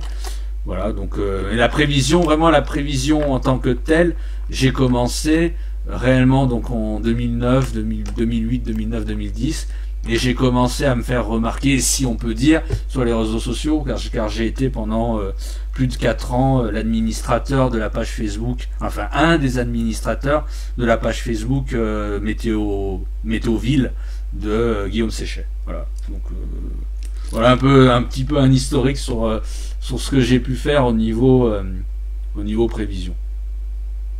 Sachant qu'encore une fois, j'ai pas fait d'études scientifiques, parce que ça je le précise, j'ai déjà précisé plusieurs fois, c'est important parce que je suis pas un scientifique du tout. Donc du coup ça me bloque sur certains aspects. Je suis pas matheux par exemple, je suis très mauvais en maths.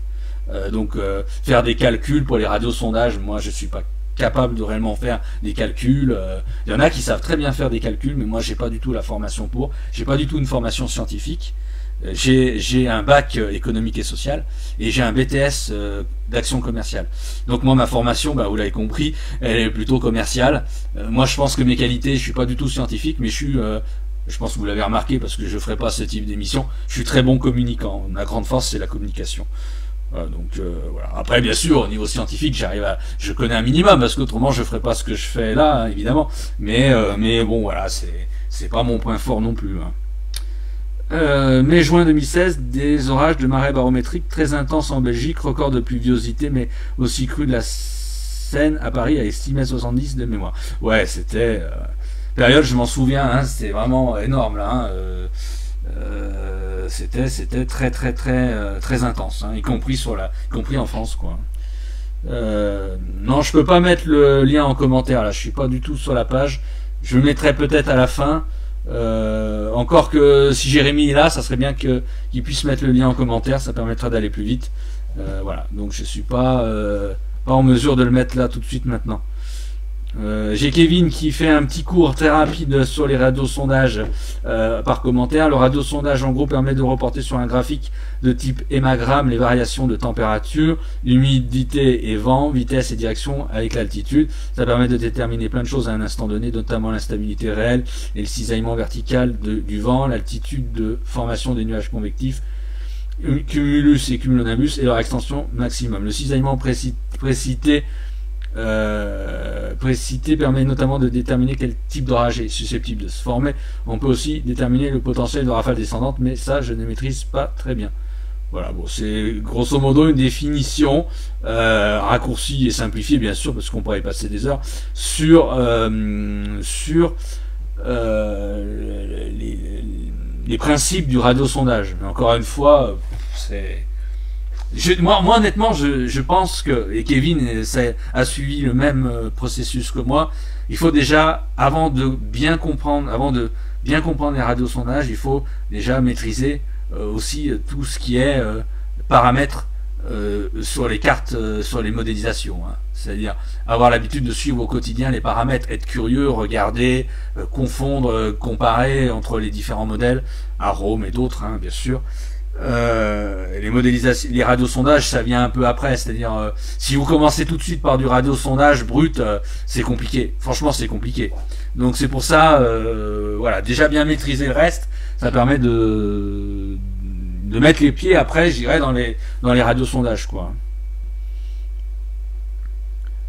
Ok, d'accord, ça commence quand même et je comprends un peu mieux tes connaissances que j'apprécie. Oui, on voit que tu es bavard. Ouais, voilà, moi je suis un communicant, hein, je suis pas, je suis surtout communicant. Communicant, je suis, de toute manière, mon métier, je suis technico-commercial déjà. Donc mon métier c'est de vendre, voilà. Bon là, je vous vends rien, mais je vous fais de la pédagogie. Mais je suis pas, voilà, moi c'est surtout là-dessus, la communication et puis de savoir expliquer et savoir faire comprendre, quoi, surtout ça, quoi. Je vais tenter de retrouver le dossier Keronos, sinon je l'ai sur Google Drive, je crois. Ouais, de toute manière, on le retrouvera. Moi, au pire, si je le mets pas ce soir en commentaire ou sur une publi, je le mettrai dans les prochains jours, hein. Oui, donc j'ai appris la météorologie tout seul par passion, effectivement. Alors, bon, moi j'ai 41 ans. Moi, ça fait depuis 35-36 ans que je suis passionné de météo. Voilà. J'ai commencé à être passionné de météo très tôt, à l'âge de 5 ans. Je regardais déjà les nuages, j'essayais de regarder le ciel. Mes parents m'ont payé aussi beaucoup de livres, de choses quand j'étais petit, même avant mon adolescence. Je loupais pas un bulletin météo à la télé. J'étais fanat, par exemple, d'Alain Gillot-Pétré, comme beaucoup. Voilà, donc moi j'ai commencé très très très tôt, hein, très très très tôt. En plus, j'ai eu l'avantage de vivre dans une maison où on avait une vue dans l'Ouest lyonnais, où j'avais une vue imprenable sur toute la plaine lyonnaise. Et où j'ai pu apprécier beaucoup les éléments, les orages, la neige. Et donc vivre à la campagne, ça a été aussi inestimable pour moi. J'aurais vécu en ville, je pense que j'aurais beaucoup moins été intéressé, bien sûr. Voilà, donc il y a tout un faisceau de choses qui font que j'ai été très rapidement passionné par la météo, quoi. Voilà, Kevin qui dit c'est un outil formidable pour voir les mécanismes en jeu au sein d'un orage. Ouais. Alors il y a autre chose, hein, pour les passionnés d'orage. Moi je me suis mis à connaître bien les orages et la prévision convective aussi, et il faut le dire, parce que c'était pas mon domaine premier, comme je l'expliquais il y a 5 minutes. Mon domaine premier c'était plus l'observation, enfin la prévision, la tendance sur les grandes lignes à moyen terme. Donc c'est pas du tout ça n'a rien à voir avec de la prévision convective. Donc moi, ce qui m'a mis vraiment les pieds dans la prévision convective et dans le domaine des orages et tout ce qui est phénomène convectif, c'est que j'ai lu et relu. Parce que ce livre m'a passionné, c'est mon livre de chevet. C'est un livre. S'il y a un livre à lire dans le domaine, c'est le livre Traqueur d'orage d'Alex Herman. Voilà. Alex Herman, Traqueur d'orage, pour moi c'est la Bible des orages. Un livre qui pour moi n'a pas pris une ride. J'en ai entendu certains qui disaient chez les chasseurs d'orage, ouais, il a mal vieilli, je sais plus qui avait dit ça. Bon, le but c'est pas de citer son nom, mais moi je trouve que non, au contraire, ce livre a pas pris une ride. Donc s'il y a bien un livre que je conseille, c'est Traqueur d'orage, le livre d'Alex Herman, qui est d'ailleurs dans mon placard là, et que je réouvre assez souvent, ne serait-ce que parce que aussi il peut m'arriver, comme tout à chacun, d'oublier certaines choses et d'avoir besoin de me remettre dans certaines choses, dans certains éléments. Par exemple, il a fallu que, il n'y a pas si longtemps que ça, je me suis replongé un peu dans le livre, dans la partie foudre par exemple, pour comprendre pourquoi sur certains orages, on a par exemple plus de foudre, d'éclairs intranuageux, pourquoi dans d'autres orages on a plus d'éclairs d'impact foudre au sol par exemple, ou des choses comme ça. Donc voilà, ça explique tout un tas de choses. Et voilà, parce que bon, on peut pas se souvenir de tout et tout retenir. Et moi, c'est vraiment ma base, quoi. C'est vraiment ma base, quoi. Voilà. J'en ai vu même certains j'en ai vu un chasseur d'orage, pareil, je serais incapable de citer son nom, qui revendait, je crois, c'était l'année dernière ou l'année d'avant, qui cherchait à revendre son livre. Mais je me suis dit, mais putain, mais ce livre, il est pas à revendre, c'est à garder, quoi. C'est à mettre, à faire trôner au-dessus de son lit, quoi. C'est pas possible, quoi. Enfin bon, voilà, quoi.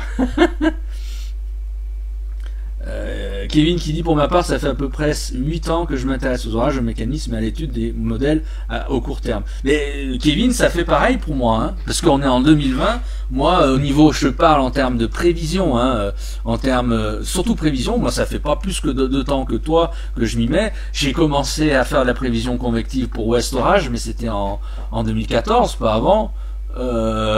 Et donc j'ai pas nécessairement plus d'antériorité que toi à ce niveau-là.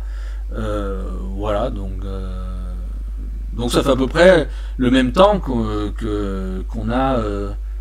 Alors par contre, peut-être effectivement, je m'intéresse aux orages depuis plus longtemps que toi, parce que déjà je suis plus vieux que toi.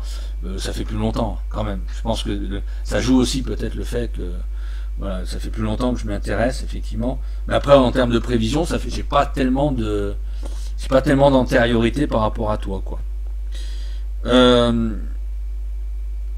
220 mm de pluie en 48 heures sur l'extrême sud-est des Pyrénées-Orientales, pas mal. Oui, bah ouais, tout à fait. C'est ce qui est prévu. Un livre qui a une cote de ouf aujourd'hui. Ah bah ouais, c'est clair. Moi je sais pas je sais pas d'ailleurs s'il se trouve ou pas, si on peut le trouver actuellement. Par quel biais, comment, à quel prix, j'en sais rien du tout. Mais c'est fantastique, quoi. Franchement, ce livre est formidable et chaque domaine est bien explicité. Le type d'orage, la foudre, plein de choses, quoi. Puis les photographies sont magnifiques, quoi. Moi, je trouve, encore une fois, ça n'a pas pris une ride, hein, les photographies à l'époque.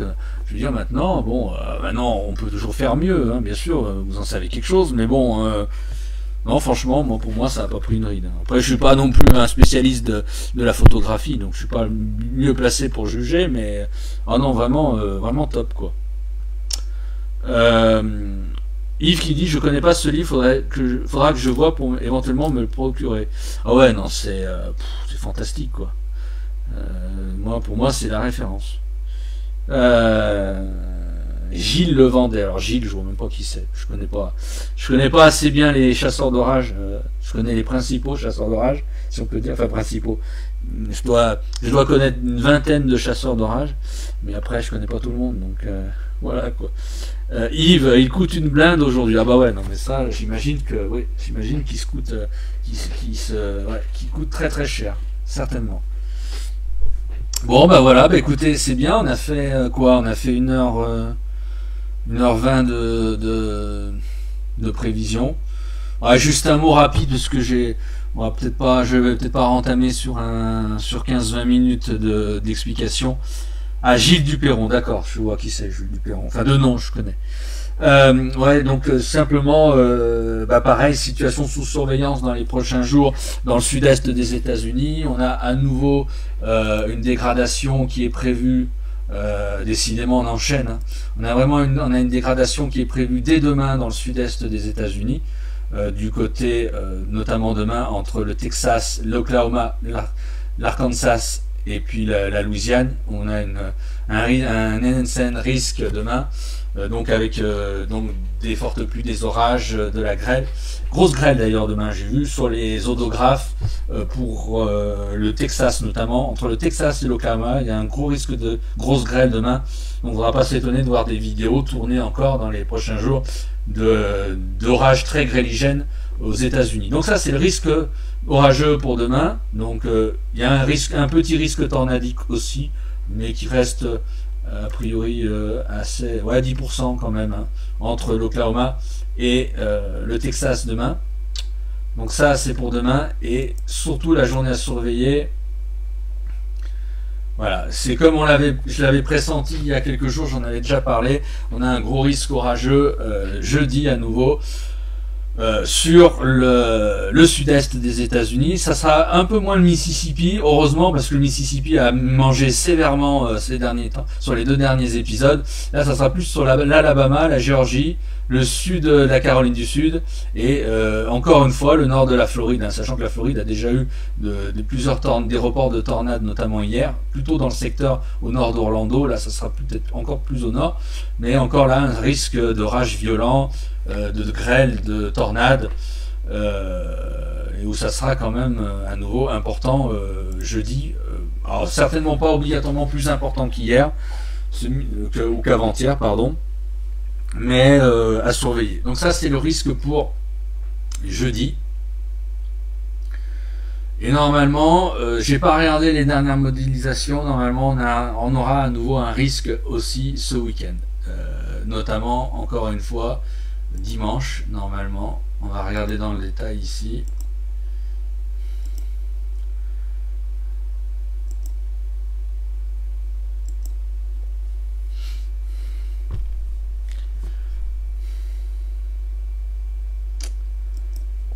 Ça voudra avancer.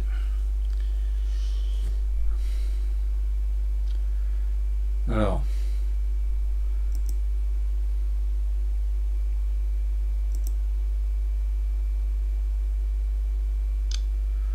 J'arrive pas à aller sur la... Ah, ça y est, j'arrive à aller sur la page américaine. Voilà.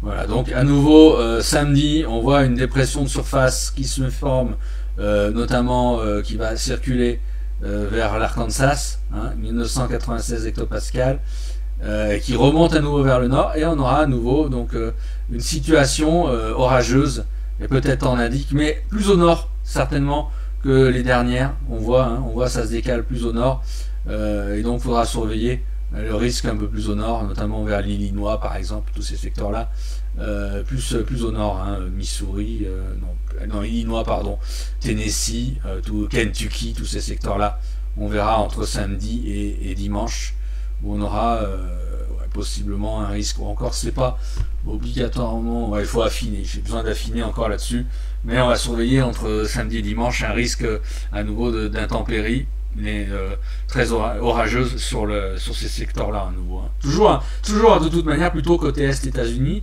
parce que sur l'ouest on a toujours ces hautes pressions qui stationnent et qui fait que c'est plutôt sur l'est qu'on a ces dégradations. Voilà. Donc pour l'instant on n'est pas du tout dans la tornado alley, on est plutôt sur des dégradations qui sont sur ce qu'on appelle nous la Dixie alley, quoi.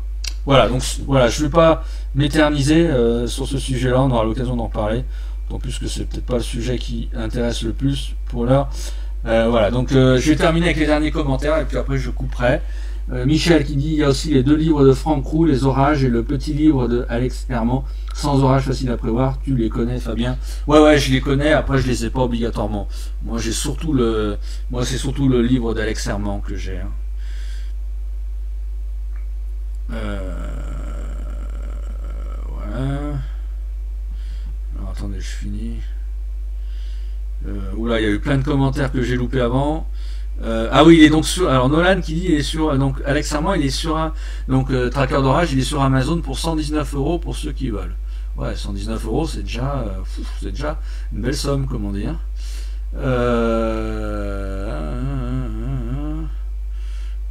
Toi, tu veux que je pleure avec les USA? Non, je veux pas que tu pleures. J'en parle parce que c'est bon. J'en parle, c'est tout. Parce que moi, je suis un observateur curieux et que ça m'intéresse. J'en parle pas pour désespérer les chasseurs d'orage qui devaient y aller. T'inquiète pas là-dessus. Kevin, après, tu es plus vaste que moi. Tu étudies le climat, les modèles saisonniers, qui restent des choses qui m'intéressent de manière limitée. Moi, je me focalise vraiment sur la mésoéchelle et le court terme, tout en étant vraiment focalisé sur les mécanismes faisant intervenir les orages. Oui, on a deux orientations différentes. Moi, je dirais que justement, moi, c'est le contraire. C'est le contraire de toi. C'est pas obligatoirement le mésoéchelle ou le court terme qui m'intéresse le plus. Moi, c'est plus le moyen long terme qui m'intéresse, et les grandes masses et les grandes. Moi, c'est les grandes masses, les grands mécanismes à l'échelle planétaire, les grands mécanismes à l'échelle hémisphérique, ça m'intéresse un peu plus finalement que le mésoéchelle. Le mésoéchelle m'intéresse, mais moins. En fait, je suis venu à la prévision mésoéchelle, notamment convective, après la prévision à plus sur les grandes masses, quoi. Voilà, donc c'est une orientation effectivement différente de la tienne, complètement différente. Voilà, le climat, effectivement, bien sûr, ça m'intéresse, modèle saisonnier et tout. Voilà, les orages, c'est venu, la prévision convective est finalement venue après coup. Et honnêtement, en toute franchise, je ne pense pas être meilleur en prévision convective que pour les autres types de prévisions. Je pense d'ailleurs même, je me sens d'ailleurs même plus à l'aise en général quand même sur les prévisions classiques, ou les prévisions, ou les tendances à moyen terme, ou les tendances même saisonnières, ou les tendances ou sur les analyses sur les grandes lignes, ou sur les grands chambardements à l'échelle hémisphérique, je me sens plus à l'aise là-dessus que sur la prévision convective. Ce qui ne veut pas dire que pour la prévision convective, je me sente mal à l'aise, mais je pense que je suis plus perfectible quand même. Oui, donc Jérémy qui dit oui, 119 €, mais il y a pas longtemps, il se trouvait pour 80 € environ. C'est déjà pas mal, hein.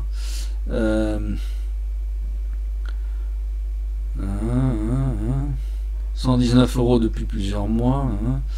Il faut se le faire offrir, c'est un beau cadeau. Ah bah ça c'est sûr.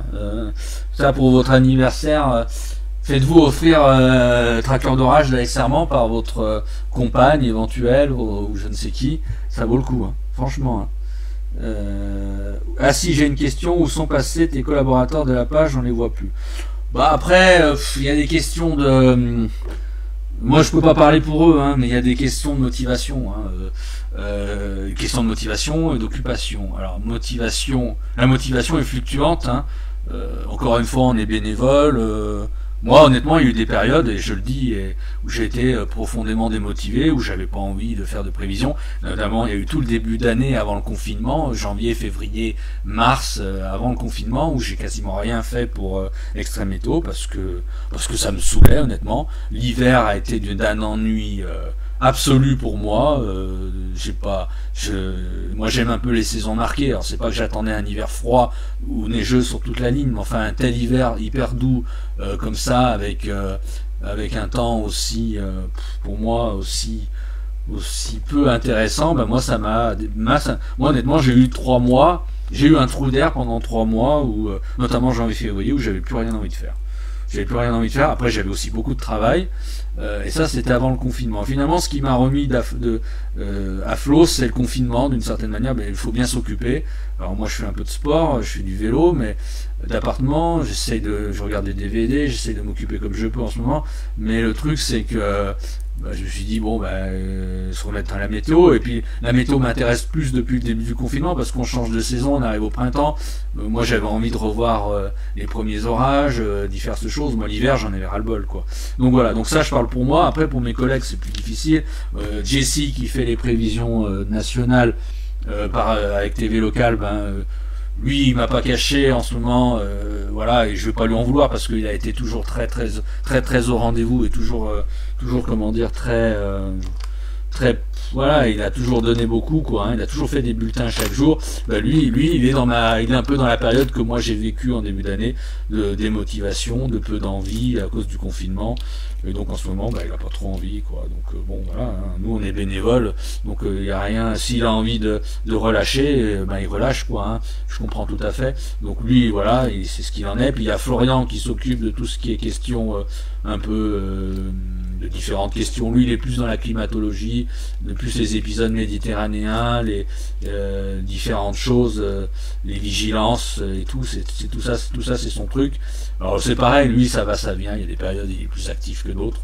Voilà, on se donne pas d'objectifs, de toute manière des objectifs on n'en a pas, on n'en a plus. On avait créé un site l'année dernière qui n'existe plus. On avait créé effectivement à un moment un projet qui a périclité parce que les chemins se séparent, certains ont pu assumer, d'autres non, donc du coup on n'est plus que 3 à s'occuper réellement du contenu. Bon, maintenant on n'a plus vraiment d'objectifs, d'autant plus qu'avec la situation actuelle on ne sait pas de quoi demain va être fait, donc encore plus au niveau personnel, au niveau professionnel. Donc avoir des objectifs sur niveau météo, voilà, on fait ça pour le plaisir, par envie, voilà, quand ça nous chante comme on dit. Voilà, donc voilà, on n'a pas, encore une fois, on n'a aucun objectif, particulier, quoi. Enfin moi j'en ai plus, ça c'est clair. Donc Jérémy qui me dit oui je comprends, on est tous pareils, je me souviens des gros lives lors des épisodes Sevenol, j'aimais bien. Oui, il y a eu des... Ouais, il y a eu... mais c'est vrai qu'en début d'année on n'avait pas refait de live, moi j'avais pas refait de live depuis un moment. Après il y a des périodes, ça va, ça vient. Il y a des périodes prolifiques, des périodes moins prolifiques, ça dépend beaucoup de l'actu météo bien sûr. Voilà. Mais bon en ce moment, effectivement, on a le temps, donc du coup voilà quoi. Voilà, Kevin qui dit le temps, l'envie, ça va, ça vient. Bah oui, c'est ça va, ça vient. Et des moments on a envie, des moments on n'a pas envie. Puis bon, après, comment dire, notre vie personnelle, professionnelle influence beaucoup. Hein. Moi, si j'ai une vie personnelle, professionnelle très remplie, où j'ai des contrariétés, ou des choses, bah, j'ai plus envie après, bien sûr, de faire des lives ou de discuter, quoi. C'est normal. Bah, on n'est pas, comme on dit, on n'est pas des robots, quoi. Hein. Et Kevin qui dit, j'étais le contributeur principal des prévisions rageuses sur Extreme Meteaux. C'est d'ailleurs moi qui ai conçu l'infographie sur Paint. Ouais, tout à fait. Exactement. Kevin qui a été très présent pendant pas mal de temps pour les prévisions rageuses sur Extreme Meteaux, qui était effectivement le principal contributeur. J'étais on va dire, le titulaire du poste, si on peut dire. Moi, j'étais en numéro 2. Voilà, quand j'avais le temps, quand lui avait pas le temps. On tournait un petit peu. Mais il y avait Florian Nougès aussi, on était 3 en fait. Enfin, c'était surtout Kevin et moi, quoi. Mais voilà, bon. C'est pour ça que Kevin est très apte à faire de bonnes prévisions. D'ailleurs, Kevin, si tu m'écoutes, j'ai suggéré ton nom parce que je sais pas si je vais dévoiler un secret ou pas. Je pense que pour certains, beaucoup vous connaissez le groupe sur Facebook qui s'appelle Chasseurs d'Orage. Chasseurs d'Orage souhaiterait mettre en place un système de faire des prévisions convectives chaque jour, qu'il y ait un contributeur chaque jour qui fasse une prévision convective, bien sûr, durant la période, pour voilà, aider un peu, orienter un peu les chasseurs, aider à comprendre aussi bien sûr la prévision et tout. Et donc le groupe Chasseurs d'Orage est actuellement en recherche de contributeurs. J'ai été sollicité. J'ai dit pourquoi pas, surtout dans le cadre, mais bon, il faut que ça soit dans le cadre d'Extreme Meteaux, c'est-à-dire je ne veux pas faire 2 prévisions différentes. C'est-à-dire ce que je fais pour Extreme Meteaux, je peux éventuellement le mettre à profit pour Chasseurs d'Orage. Donc, et on m'a demandé, on m'a rien demandé, donc j'ai suggéré le nom de Kevin. Kevin qui a normalement un emploi du temps bien chargé, qui est pas souvent libre, hein, quand il a des grosses périodes de travail. Parce qu'il est conducteur de train, il a des horaires qui sont quand même souvent délicats, mais il peut avoir des périodes,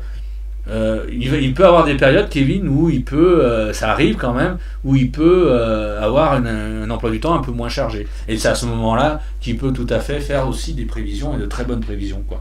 Donc voilà, donc parce que Chasseurs d'Orage, le projet, a priori, c'est de tourner à 3 ou 4 prévisionnistes. Donc moi, je peux en faire partie, Kevin ou d'autres, voilà. Mais bon, voilà, donc pourquoi pas. Pourquoi pas, mais encore une fois, faut que ça soit, faut que ça tourne, parce qu'avec les emplois du temps derrière, si le confinement se termine, que ça repart au niveau boulot, on va dire pour tout le monde, bah après il va falloir qu'on puisse tourner, quoi. Voilà. Mais pourquoi pas. Donc c'est pour ça, Kevin, si t'es là, ben j'ai suggéré ton nom. Après, à toi de voir, et après aux intéressés de voir, et surtout aux administrateurs et de Chasseurs d'Orage de décider. C'est eux qui décident, bien entendu. Moi, j'ai partie prenante de rien, c'est pas moi qui décide. Voilà, j'en parlais juste comme ça, tout simplement. Alors, j'ai Alexis qui me disait, ouais, l'hiver, c'est vraiment casse. Bon, on a compris. Je pense pareil. Nolan, point positif avec le confinement, on a plus de temps pour analyser les modèles. Oui, d'une certaine manière, effectivement. Maxence qui me dit, oui, je vais en faire partie. Bah, très bien, parfait. Maxence, et l'autre Maxence, parce qu'il y a 2 Maxence, donc il y a Maxence de Sorgues et il y a Maxence, et l'autre Maxence plutôt de la région Rhône-Alpes, je crois. Kevin, un collègue conducteur de train. Ah, bon, peut-être 2 conducteurs de train. Ouais. Ben, vous ferez connaissance comme ça, c'est bien. Voilà. Bon, et ben écoutez, moi c'est pas tout ça, mais je vais vous laisser. C'est 23 heures bientôt. Voilà, j'ai Yves qui nous dit les conducteurs ont un train de vie particulier. Blague de merde. Ouais, train de vie, pas facile, hein. Yves aussi est conducteur de train. Yves, il est en Belgique, hein, côté Bruxelles. Donc voilà, mine de rien, des conducteurs de train, j'en connais pas mal. Alors, et ça m'a fait rire, mais Kevin le sait, hein. J'ai mon fils le plus grand, mon fils qui a 10 ans, il est passionné par les trains. Il regarde des vidéos de train sur YouTube, partout. Il est passionné par le train. Moi, il ne m'étonnerait pas que mon fils le plus grand devienne conducteur de train aussi, quoi.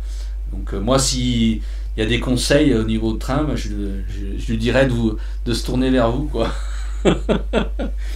Mais ça, j'en avais parlé à Kevin, mais j'en ai pas parlé à Yves de ça. Ou j'avais dû te le dire, ou je sais plus. Mais moi, mon fils le plus grand, je vous assure, il est passionné par les trains, quoi. des vidéos de train. Il passe sa vie à regarder des vidéos de train sur YouTube. Je sais même pas comment.